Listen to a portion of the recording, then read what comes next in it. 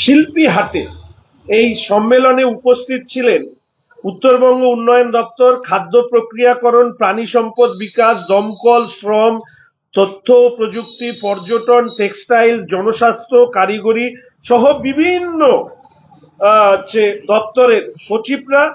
এবং পরবর্তীকালে যে প্রস্তাব এর কথা মাননীয় মুখ্যমন্ত্রী ঘোষণা করেন সেটা হচ্ছে 24,000 কোটি টাকার বিনিয়োগের প্রস্তাব হলো উত্তরবঙ্গ শিল্প সম্মেলনে এবং 50,000 নতুন কর্মসংস্থান। রাজ্যের মুখ্য সচিব হরিকৃষ্ণ দ্বিবেদী আশ্বাস দিয়েছিলেন উত্তরবঙ্গের প্রচুর শিল্প সম্ভাবনা থাকার কারণে একের পর এক শিল্পপতিরা এখানে বিনিয়োগ করতে আসছেন। এবং এই আজকে 2025 সালে মে মাসে যখন আবার আমরা তথ্য কেন্দ্রে আরেকটি হ্যাবিচুয়েটেড লায়ার বলে একটা কথা আছে, প্যাথোলজিক্যাল লায়ার বলে একটা কথা আছে, রাজ্যের মাননীয় মুখ্যমন্ত্রী এখনো যদিও আষাঢ় মাস পড়েনি, কিন্তু আষাঢ়ের বৃষ্টি শুরু হয়েছে, ফলে কিছু অসারে গল্প আপনাদের সামনে রেখে গেলেন। তার কারণ এই যে 24,000 কোটি টাকার বিনিয়োগ, 50,000 কর্মসংস্থান, এই কর্মসংস্থান নিয়ে আজকের দিনে দাঁড়িয়ে মাননীয় মুখ্যমন্ত্রী একটি শব্দ এই বাণিজ্য সম্মেলনে আর তুলে ধরলেন না। অর্থাৎ সেটা তখন বলা হয়েছিল, আবার আজকে তিনি আবার আরেকটা নতুন গল্প ফেঁদে বসেছেন। এবং আপনারা জানেন যে এই ক্ষেত্রে আমাদের মাননীয় মুখ্যমন্ত্রী কালকে একটি স্টেজ থেকে অত্যন্ত গুরুত্বপূর্ণ কথা বলেছেন। তিনি বলেছেন, মেয়র সাহেব গিয়ে দেখুন চা এবং জলের মনে হয় বন্দোবস্ত করতে, কেননা কলকাতার লোকরা পারে, আমরা পারি না। তো মাননীয় মুখ্যমন্ত্রীর কাছে এই বাণিজ্য সম্মেলনের গুরুত্ব কতখানি এবং শিলিগুড়ি শহরের মেয়র সাহেবের সম্মান কতখানি তিনি তার বক্তব্যের মধ্যে দিয়ে তুলে ধরেছেন। এই ছোট্ট একটি কথাতেই বোঝা যায় এই বাণিজ্য সম্মেলন সত্যি মাননীয় মুখ্যমন্ত্রী চপ, ঘুগনি, মোমো ইত্যাদি শিল্পের পর্যায়ে উন্নীত করার কথা ভেবেই তিনি এসেছিলেন। এবার যে প্রশ্নগুলো মানুষ রেখেছে, আমি আপনাদের কাছে এক এক করে সেই প্রশ্নগুলো রাখতে চাই। আমি আশা রাখি মাননীয় মুখ্যমন্ত্রী এই বিষয়ে তিনি মানুষের কাছে তার যে আজকে অনুষ্ঠান আছে তিনি এই বিষয় নিয়ে কথা তুলে ধরবেন। উত্তরবঙ্গের শিক্ষা রসাতলে গিয়েছে, বিশেষ করে উচ্চশিক্ষা। উত্তরের গর্ব উত্তরবঙ্গ বিশ্ববিদ্যালয় অভিভাবকহীন, উপাচার্য, registrar, controller of examination, finance officer এবং ইন্সপেক্টর অফ কলেজেস 5টি মূল পদ দীর্ঘদিন ধরেই ফাঁকা। টাকার অভাবে ল্যাবগুলো ঢুকছে, গবেষণা বন্ধের মুখে, ছাত্রছাত্রীরা আন্দোলন করেও তাদের প্রয়োজনীয় সফটওয়্যার পাচ্ছে না। একই অবস্থা পঞ্চানন বর্মা বিশ্ববিদ্যালয়ে, অচল অবস্থা, প্রশাসনিক অচল অবস্থায় পঠন পাঠন গবেষণা লাটে উঠেছে। দার্জিলিং হিল বিশ্ববিদ্যালয় নিয়ে অনেক বড় বড় কথা বলেছিলেন মুখ্যমন্ত্রী, কিন্তু 7 বছরেও সেই বিশ্ববিদ্যালয়ের জন্য একজনও গ্রুপ ডি কর্মী নিয়োগ করা হয়নি। শিক্ষক আধিকারিকদের তো দূরের কথা, বিশ্ববিদ্যালয়ের জন্য একটি ভবনও তৈরি করতে পারেননি। পাহাড়ের মানুষকে বোকা বানানো হয়েছে। মংপুতে ধার করা একটি সরকারি ভবনে ক্লাস শুরু করার কথা থাকলেও সেই কাজ ঠিকমতো হয়নি। সেখানে পড়ুয়াদের যাতায়াত বা থাকার কোনো ব্যবস্থা নেই, ফলে কেউই সেখানে যেতে চাইছে না। আলিপুরদুয়ার এবং দক্ষিণ দিনাজপুরে নামেই বিশ্ববিদ্যালয়, সেখানে ন্যূনতম পরিকাঠামো আজ পর্যন্ত তৈরি হয়নি। দক্ষিণ দিনাজপুরের বিশ্ববিদ্যালয়ে এখন পর্যন্ত নিজস্ব একটা ঘর পর্যন্ত জোটেনি। শিক্ষক এবং শিক্ষাকর্মীর অভাবে ধুঁকছে কলেজগুলো। নামে মাত্র বানারহাট এবং ঘোষপুকুরে 2টি হিন্দি কলেজ তৈরি করা হলেও সেখানে শিক্ষার সঠিক পরিকাঠামো আজ তৈরি হয়নি। বিষয়ভিত্তিক শিক্ষার অভাবে ঠিকমতো ক্লাস পর্যন্ত হচ্ছে না। রাজ্যের সরকারের অপদার্থতা ও অবহেলায় কুচবিহারের দিনাটায় অবস্থিত উত্তরবঙ্গের একমাত্র সরকারি মহিলা শারীরিক শিক্ষা প্রশিক্ষণ কলেজ গত কয়েক বছর ধরে বন্ধ হয়ে আছে। রাজ্যে শিক্ষক নিয়োগ না করায় কলেজের অনুমোদন বাতিল হয়েছে। আগে প্রতি বছর এই কলেজ থেকে প্রশিক্ষণ নিয়ে উত্তরবঙ্গে শয়ে শয়ে মেয়েরা চাকরির সুযোগ পেত, সেই সুযোগটিও মাননীয় মুখ্যমন্ত্রী বন্ধ করে দিয়েছে। আমি শুধু আপনাদেরকে একটি কথাই বলবো যে উপাচার্যের প্রসঙ্গে আদালতের বিশেষ নির্দেশ আছে, রাজ্যপালের সাথে কথা বলে এবং তার অনুমোদন নিয়ে উপাচার্য নিয়োগ করা হয়। কিন্তু উপাচার্য ব্যতীত প্রশাসনিক আধিকারিক যে পদগুলো রয়েছে, যেরকম কন্ট্রোলার, রেজিস্ট্রার, যে finance officer, inspector of college, এই সবগুলোতে যে নিয়োগ হচ্ছে না তার ব্যর্থতার দায় রাজ্যের সরকার তথা মুখ্যমন্ত্রী নেবেন কি? আমি আপনাদের কাছে এই প্রশ্ন শিক্ষা নিয়ে রাখলাম। আমাদের মুখ্যমন্ত্রী অন্যায়ের বিরুদ্ধে সিংহের মতন গর্জন করেন, কিন্তু আচরণ করেন ভেড়ার মতো। অন্যায়ের বিরুদ্ধে তার সিংহের গর্জন আমরা শুনি, কিন্তু আচরণটা কেমন যেন ভেড়ার মতন নিরীহ হয়ে যায়। লুট হয়ে যাচ্ছে আমাদের রাজ্যের সরকারের সরাসরি চা বাগানের জমি। ভূমি সংস্কার দপ্তর নয়, চা বাগানের জমি জেলা শাসকদের নিয়ন্ত্রণে থাকে, সেই জমি লুট করে নিচ্ছে তৃণমূল নেতারা। দাগাপুরে তৃণমূলের বিখ্যাত নেতা যিনি এবং যার পরিবার চা বাগানের জমি দখল করে রিসোর্ট বানিয়ে ধরা পড়ার পরেও, এর আগে আমরা বলতাম যে এই রাজ্যে পুলিশ হচ্ছে চুরি করলে প্রমোশন পায় আর চোর ধরলে ডিমোশন হয়। দেখবেন মাননীয় অলোক চক্রবর্তী তিনি চা বাগানের জমি লুট করে তার পরিবার সেখানে রিসোর্ট বানিয়ে তিনি আবার উন্নীত হয়েছেন। আগে ছিলেন চেয়ারম্যান এই পাহাড় না সমতলে, এখন গিয়েছেন রাজ্য সম্পাদক না কি পদে। তো আরো বড় চুরি যাতে উনি করতে পারেন তার ব্যবস্থা করে দিয়েছেন কে? লোকে বলে চোরেদের নেত্রী রাজ্যের মুখ্যমন্ত্রী। এই ঘটনার থেকেও প্রমাণিত হয়। পানি ট্যাঙ্কিতে চা বাগানের জমি দখল করে তৃণমূল নেতারা বিক্রি করে দিয়েছে, সেখানে মার্কেট তৈরি হয়েছে। বাগডোগরার কাছে চা বাগানে একের পর এক জমিতে চা গাছ উপড়ে রিসোর্ট, আবাসন, হাসপাতাল, হোটেল তৈরি হচ্ছে। সরকারি জমি প্লট করে কোটি কোটি টাকায় বিক্রি হচ্ছে, আর চা শ্রমিকরা কাজ হারিয়ে ভিন রাজ্যে যাচ্ছে।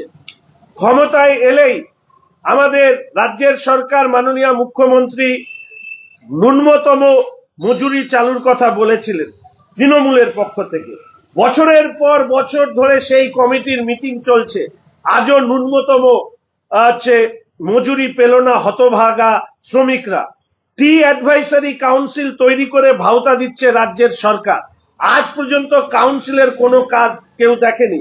অথচ শিলিগুড়ির বিবেকানন্দ ভবনে ঝাঁ চকচকে করে দপ্তর বানিয়ে রেখেছে। এটা চা বাগানকে সামনে রেখে আমি কয়েকটি কথা আপনাদের সামনে বললাম। এইবার শুনুন ওনার বাণিজ্য শিল্প সম্মেলনের নামে ভাওতা এই রাজ্যের মুখ্যমন্ত্রী উত্তরবঙ্গের মানুষকে কিভাবে দেয়। আমি এর আগেও বলেছিলাম যে শিল্পের নামে অধিগৃহীত জমিতে গরু চড়ে বেড়ায়, শিল্প আসে না। একসাথে যেখানে শিল্পপতিরা উদ্যোগী হয়ে তারা তাদের কারখানা ইত্যাদি করছে, সেখানে তৃণমূলের শ্রমিক সংগঠনের নেতাদের দাদাগিরির কারণে তারা সেই চত্বর ছেড়ে পালিয়ে যায়। এবং গতকালও আপনি দেখবেন বাছাই করা লোকদের দিয়ে মমতা রাজ্যের মাননীয় মুখ্যমন্ত্রী তার প্রশংসা শুনিয়েছেন আমন্ত্রিত অতিথিদের। কারা ছিলেন আপনারা সবাই জানেন। আমি শুধু আপনাদেরকে শিল্পের নামে মমতা ব্যানার্জির ভাওতাবাজি কি দেখুন। আলিপুরদুয়ার, রায়গঞ্জ, দক্ষিণ দিনাজপুর আজ পর্যন্ত শিল্প চালু হলো না, জমি পড়ে আছে, বিনিয়োগকারী নেই। পাহাড়ে নানা গল্প শোনালেও 1 টাকাও আনতে পারেননি আজ পর্যন্ত। জেলায় জেলায় শিল্প তালুকগুলো গোচারণ ভূমিতে পরিণত হয়েছে, বড় বিনিয়োগ নেই। কুচবিহারে পাট, মেঘলা, হলদিবাড়ির টমেটো, দার্জিলিং এর কমলা, এলাচ, গঙ্গারামপুরের তাঁত, মালদার আম, রায়গঞ্জের তুলাইপাঞ্জি, উত্তরবঙ্গের যথেষ্ট সম্ভাবনাময় নিজস্ব প্রোডাক্ট নিয়ে আজ পর্যন্ত সরকারি স্তরে কোনো ধরনের বড় পদক্ষেপ হলো না আমাদের বিধাননগরের আনারস যাতে কৃষক বা অন্যান্যরা লাভবান হতে পারে। আম, কমলা, টমেটো, আনারস প্রক্রিয়াকরণ শিল্প গড়ে উঠলো না, 1 টাকার বিনিয়োগ হলো না, অথচ ঘটা করে প্রতি বছর উত্তরবঙ্গের জন্য সিনার্জি হচ্ছে। তার কারণ আমাদের রাজ্যের মুখ্যমন্ত্রীকে উত্তরবঙ্গের মানুষ চেনেন না, তাকে খুশি রাখতে কোটি কোটি টাকা খরচা করা হচ্ছে। এই খরচার পেছনে আমাদের উত্তরবঙ্গের কি লাভ হয়েছে এটা আমাদের বোঝা আজকের দিনে দাঁড়িয়েও সম্ভব হয়ে উঠল না। এই প্রসঙ্গে বলে রাখি যে আমাদের মাননীয় মন্ত্রী শ্রী সুকান্ত মজুমদার মহাশয়, আমাদের রাজ্যের সভাপতি, আমাদের মাননীয় বিরোধী দলনেতা শ্রী শুভেন্দু অধিকারী মহাশয়, এবং অনেক আগে আপনারা জানেন যে আমাদের পাহাড়ি অঞ্চলে এবং এই একটা বড় অংশে আমরা বারবার করে বলেছি শিল্প স্থাপনের জন্য বিশেষ সুবিধা দেওয়া এবং এই ক্ষেত্রে ফার্মাসিউটিক্যালস যেটা ইন্ডাস্ট্রি তার জন্য বিশেষ ছাড়ে কেন্দ্রের সরকার রাজ্যের সরকারের সমন্বয়ের মধ্যে দিয়ে এখানে শিল্প গড়ে উঠুক এই নিয়ে কিন্তু বারবার সরব হলেও আমরা আজ পর্যন্ত এই ব্যাপারে রাজ্যের সরকারকে উদ্যোগী হতে দেখিনি। ধ্বংস হচ্ছে উত্তরবঙ্গের প্রকৃতি, সব জেনেও নীরব রাজ্য। উত্তরবঙ্গ বিশ্ববিদ্যালয়ের বায়োটেকনোলজি বিভাগের একাধিক গবেষণার তথ্য বলছে মহানন্দা জলে কিলবিল করছে ক্ষতিকর ব্যাকটেরিয়া, শয়ে শয়ে সুপারবার। আপনাদের প্রত্যেকের এখানে আমরা সব উত্তরবঙ্গের ছেলে, এখানকার ছেলে। মহানন্দা নদী আমাদের পরিচয়। সেই উত্তরবঙ্গের মহানন্দা নদীর দূষণ এই পর্যায়ে পৌঁছেছে যে আজকে রাজ্যের সব থেকে দূষিত নদীর শীর্ষে মহানন্দা পৌঁছেছে। মহানন্দা অ্যাকশন প্ল্যান মৃত, অথচ রাজ্যের সরকার তথা মুখ্যমন্ত্রী ভূমিকা কি? তিনি এখানে অনেকবার এসেছেন, অনেকে বলেন উত্তরবঙ্গের উন্নতির জন্য। আমি মনে করি উত্তরবঙ্গের উন্নতির জন্য উনি আসেননি, উনি এসছেন উত্তরবঙ্গে, উনি ওখানে স্ট্রেসড আউট হয়ে যান, ফলে এখানে এসে একটু হাওয়া বদল করে তিনি এখান থেকে ঘুরে যান। না, মেকলিগঞ্জ সুতি থেকে শিলিগুড়ির ফুলেশ্বরী বা জোড়াপানির দূষণ ও আবর্জনার নালায় পরিণত হয়ে মরা নদীতে পরিণত হয়েছে।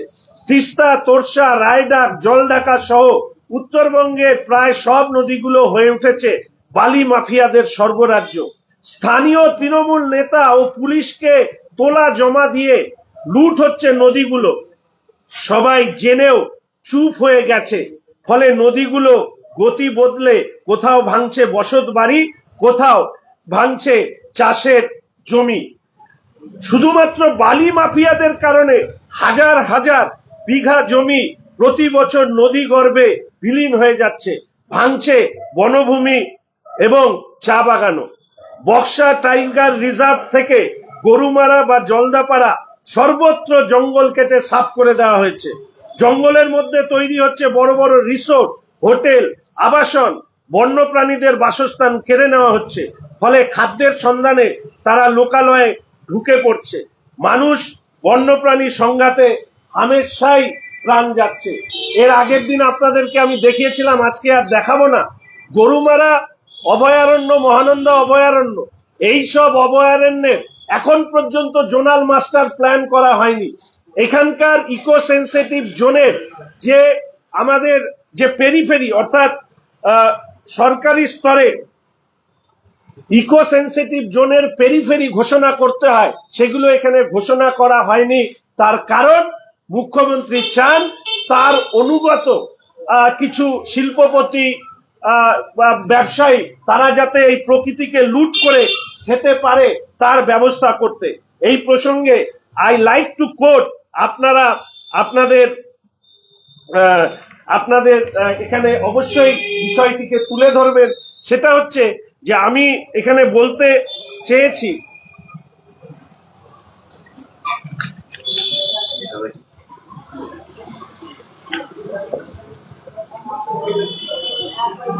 আমি এখানে যেটাকে নির্দিষ্টভাবে বলতে চাই উত্তরবঙ্গের পরিবেশ হচ্ছে উত্তরবঙ্গের মেরুদণ্ড। ব্রিটিশরা যেরকম ভারত লুট করেছিল, আর তৃণমূল লুট করছে উত্তরবঙ্গের প্রকৃতি পরিবেশ। প্রকৃতি লুটকে আইনি বৈধতা দিয়েছে তৃণমূল কংগ্রেসের সরকার, এবং আজকের দিনে দাঁড়িয়ে উত্তরবঙ্গকে সর্বশান্ত করার এই চেষ্টার আমরা বিরোধিতা করি। আপনারা জানেন যে আমাদের এখানে সরকারি জমি দখল করে বিভিন্ন ধরনের ব্যবসা ফেদে বসেছিল তৃণমূল কংগ্রেসের নেতারা। কেউ গ্রেপ্তারও হয়েছে, পরে জামিন পেয়েছে। আপনারা আজ পর্যন্ত শুনেছেন যে কত সরকারি জমি এই সময় কালে আমাদের মাননীয় মুখ্যমন্ত্রীর সিংহের গর্জন, অর্থাৎ সরকারি জমি তিনি উদ্ধার করবেন অসাধু ব্যবসায়ীদের কাছ থেকে, 1 ছটাক জমি উনি উদ্ধার করেছেন? উদ্ধার না করে তিনি নিরীহ প্রাণীদের মতন চুপ থাকেন, কারণ এই লুটেরারাই হচ্ছে তৃণমূল কংগ্রেসের আসল সৈনিক, যারা নির্বাচনের সময় তাদের হয়ে কাজ করে। আমাদের স্বাস্থ্য ব্যবস্থা, মস্তিষ্ক থেকে হৃদয়, কোন ধরনের শল্য চিকিৎসার পর্যাপ্ত ব্যবস্থা বা সুব্যবস্থা আমাদের উত্তরবঙ্গে নেই।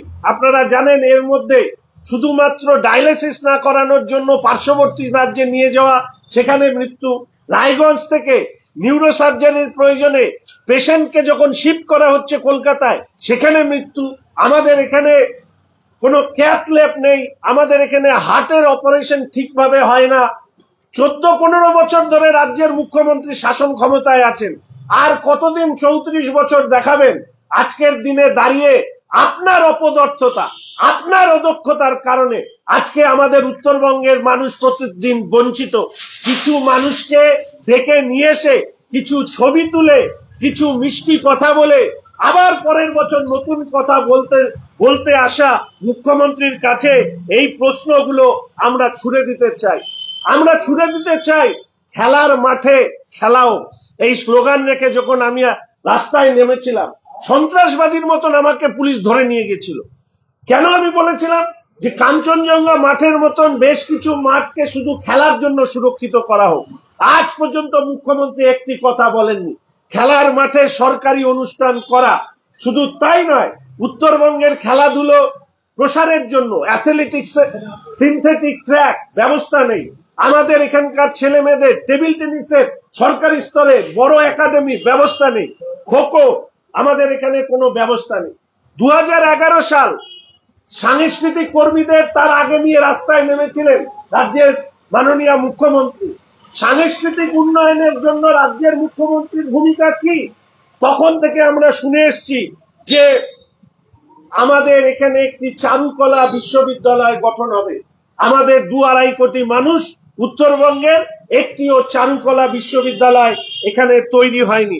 তাই আমি এই প্রশ্নগুলো মাননীয় মুখ্যমন্ত্রীর কাছে আমরা রাখতে চাই। মানুষ এই প্রশ্ন আপনার জন্য করেছে, আরো যে যে শব্দ তারা বলেছে, আপনি আমার নিশ্চিতভাবে পেজ দেখেন না, কিন্তু আপনার অনেক মানুষ আছেন যারা এই সমস্ত কিছু দেখেন। শুনে নেবেন যে রাজ্যের উত্তরবঙ্গের এক প্রান্তের বিধায়ক, শিলিগুড়ির বিধায়ক, মানুষের প্রশ্ন নিয়ে আপনার সামনে এই বিষয়গুলো উত্থাপিত করেছে। গত 4-4.5 বছরে মাননীয় মুখ্যমন্ত্রীকে একাধিক চিঠি দিলেও তিনি কোনো চিঠির জবাব দেন না। এমনকি স্পিকার সাহেবের উপস্থিতিতে তার একেবারে সামনে 1-to-1 চিঠি দেওয়ার পরেও বিধানসভার অভ্যন্তরে সেই চিঠিরও উত্তর মাননীয় মুখ্যমন্ত্রী দেন না। এই ধরনের ঔদ্ধত্য, এই অহংকার, মানুষকে মানুষের সম্মান না দেওয়া একজন মুখ্যমন্ত্রী, তার উদ্দেশ্যে আমরা এই প্রশ্ন আপনাদের মাধ্যমে তুলে ধরলাম। কারণ আমাদের রাজ্যের গণতন্ত্র হচ্ছে অসীম, যেখানে বিরোধীদেরকে ডাকা হয় না, অথচ কেন্দ্রীয় সরকারের প্রোগ্রামে আমাদের শাসক দল, দেশের অন্যতম বিরোধী দল, তাদের নেতা মন্ত্রীরা গিয়ে চেয়ার উজ্জ্বল করে বসে থাকে। আর শেষ বলবো, বিধায়ক উন্নয়ন তহবিল, আমি আর কাউকে দোষ দিতে চাই না, এমনকি আমি আমার মাননীয় ডিএম মহোদয়কেও দোষ দিতে চাই না।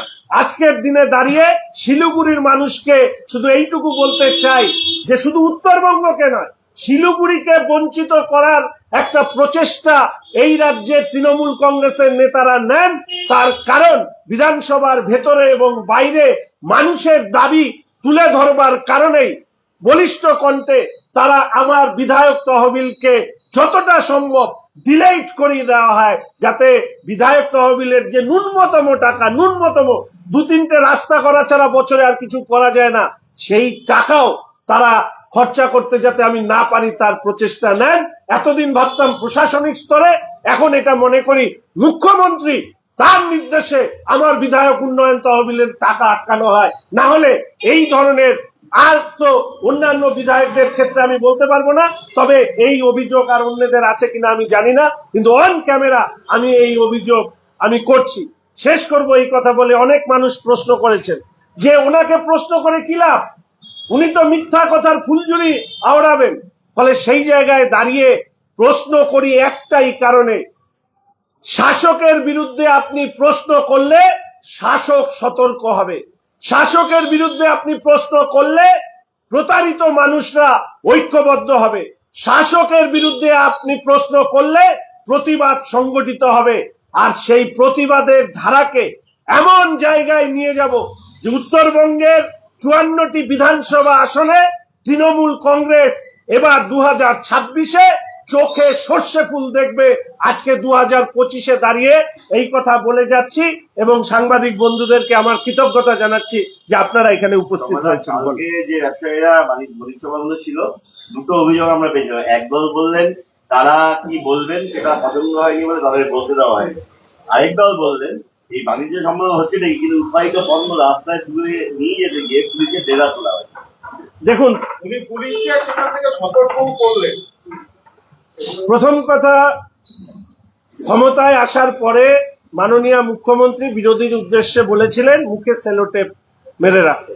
ফলে যে রাজ্যের গণতন্ত্রে মুখ্যমন্ত্রী মুখে সেলোটেপ মারতে বলে, সেই রাজ্যে তার মঞ্চে কথা বলার অধিকার থাকবে, এটা এই বাণিজ্য সম্মেলনে উপস্থিত ব্যবসায়ী বন্ধুরা কেন ভেবেছিলেন সেটা তার উত্তর দিতে তাদেরকেই ভাবতে হবে, কারণ এই রাজ্যে গণতন্ত্র নেই। 2 নম্বর বিষয় হচ্ছে পুলিশ। দেখুন, পুলিশ মন্ত্রীর নাম হচ্ছে মুখ্যমন্ত্রী মমতা ব্যানার্জি। সারা রাজ্যে আজকে যে পুলিশের এই কুৎসিত চেহারা, তার জন্য কেউ যদি দায়ী হয়ে থাকে সেটা হচ্ছে মাননীয় মুখ্যমন্ত্রী। পুলিশের নিচুতলার কর্মীদেরকে আইপিএস অফিসাররা বা WBPS অফিসাররা তারা জোর করে অন্যায় আচরণ করতে বাধ্য করায়, লিখিত কোনো নির্দেশ ছাড়াই পুলিশের নিচুতলার আধিকারিকদেরকে দিয়ে এই রাজ্যের সরকার এমন এমন কাজ করায়, তাতে পুলিশের নিচুতলার আধিকারিকদের হয় ভাবমূর্তি নষ্ট হয়। কিন্তু মাথায় রাখতে হবে এই সমস্ত নির্দেশের পেছনে যে আছে তার নাম হচ্ছে মাননীয় মুখ্যমন্ত্রী তথা পুলিশ মন্ত্রী শ্রীমতী মমতা ব্যানার্জি। গতকাল গত কিছুদিন ধরে উত্তরবঙ্গে বঞ্চনাটা বিজেপির মূল জায়গা ছিল, দাবি বলুন অভিযোগ বলুন যাই হোক। গতকালকে শুভেন্দু অধিকারী সেই জায়গা থেকে সরে গিয়ে জাতীয়তাবাদকেই সামনে নিয়ে এসছে। কোথাও গিয়ে কি আজকে আবার আপনি সেই কারণেই উত্তরবঙ্গের বঞ্চনাটা তুলে ধরলেন? দেখুন, চাল আর চালতা দুটো এক নয়। জাতীয়তাবাদ, ভারতীয় জনতা পার্টি নেশন ফার্স্ট এই কথাটি বলে। ফলে আমাদের প্রতিটি কর্মসূচি, আমাদের রাজনৈতিক কর্মকাণ্ডে দল, সরকার, তার ঊর্ধ্বে হচ্ছে ভারতবর্ষের স্থান। ফলে এটা আমাদের প্রবাহমান আদর্শগত অবস্থান। আর উত্তরবঙ্গের অবহেলা এটা বাস্তব, সেই বাস্তবতাটাকে আমি তুলে ধরেছি বা তুলে ধরবার চেষ্টা করেছি, আগেও করেছি, আগামী দিনেও করব। এবং আমি বলতে পারি 2026-এ ভারতীয় জনতা পার্টির সরকার তৈরি করার পরে এক নতুন উত্তরবঙ্গ, যেটা আমাদের স্বপ্ন, সেই স্বপ্নটাকে আমরা উপহার দেব।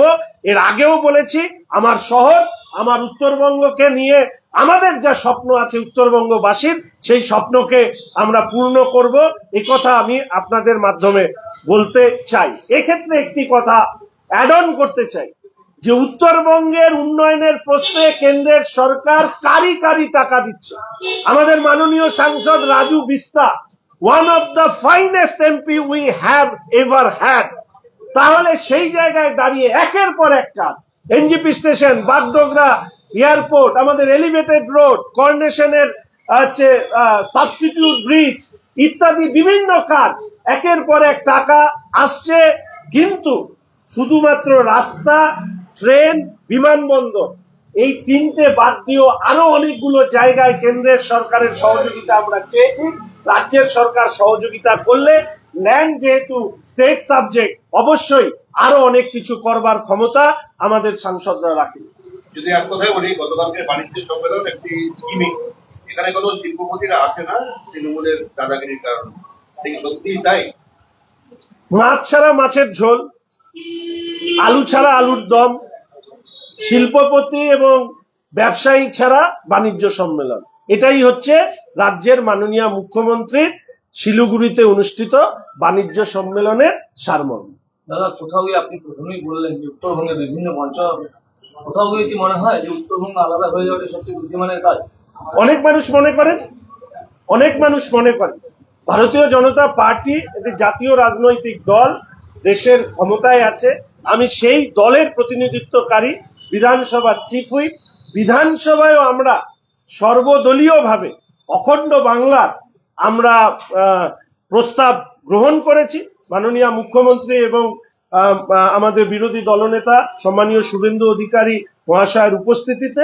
কিন্তু এর পরেও আমি এটা জানি, উত্তরবঙ্গের একাংশের মানুষ, অনেক মানুষ তারা সরাসরি উত্তরবঙ্গের অবহেলা নিয়ে বলতে গিয়ে আমার কাছে অনেকে এসে বলে, কিন্তু আমি একজন দলীয় কর্মী, ফলে দলীয় কর্মী হিসাবে আমি তো এই কথা তুলে ধরতে পারবো না। মানুষ বলে, মানুষের কথা শুনি যে উত্তরবঙ্গ আলাদা রাজ্য হোক, এই কথা উত্তরবঙ্গের মানুষ অনেকে বলেন, এই কথা বাস্তব সত্য, এই কথা অস্বীকার করার কোনো জায়গা নেই। নতুন উত্তরবঙ্গের জন্য তো আপনারা কিছুদিন আগে দিল্লিতেও গেছিলেন, এখান থেকে কি প্রত্যাশা তাহলে? প্রথমত, নতুন উত্তরবঙ্গের জন্য আমরা যে যে দাবিগুলো করেছি তার সর্বপ্রথম হচ্ছে আমাদের একটা এইমস বা এইমস লাইক ইনস্টিটিউট চাই। আমাদের শিলিগুড়ির ক্ষেত্রে যেরকম আমি বলেছিলাম রাত্রিকালীন ট্রেন, এবং আমি খেলো ইন্ডিয়া সেন্টারের কথা তুলে ধরেছি, সেন্ট্রাল ইউনিভার্সিটি আমাদের উত্তরবঙ্গে হোক, সেই ব্যাপারেও আমাদের চর্চা হয়েছে। এরকম একটার পর একটা বিভাগে আমরা মন্ত্রীদের সাথে কথা বলেছি। আমি আশা রাখি পুজোর আগে পর থেকে তার বেশ কিছু সম্মতি আমরা কেন্দ্রের কাছ থেকে পাবো। এবং তার পাশাপাশি আরেকটি কথা বলে রাখি যে রাজ্যের সরকার, কেন্দ্রের সরকার, এটা মানুষের সরকার, কোন দলের সরকার নয়। পশ্চিমবঙ্গের সরকার তার রাজনৈতিক ইগো ভুলে যদি কেন্দ্রের সরকারের সহযোগিতা কামনা করে, আমরা সর্বদা রাজ্যের সরকারের পাশে দাঁড়িয়ে কেন্দ্রের সরকারের কাছে আবেদন করতে চাই। সবাইকে ধন্যবাদ।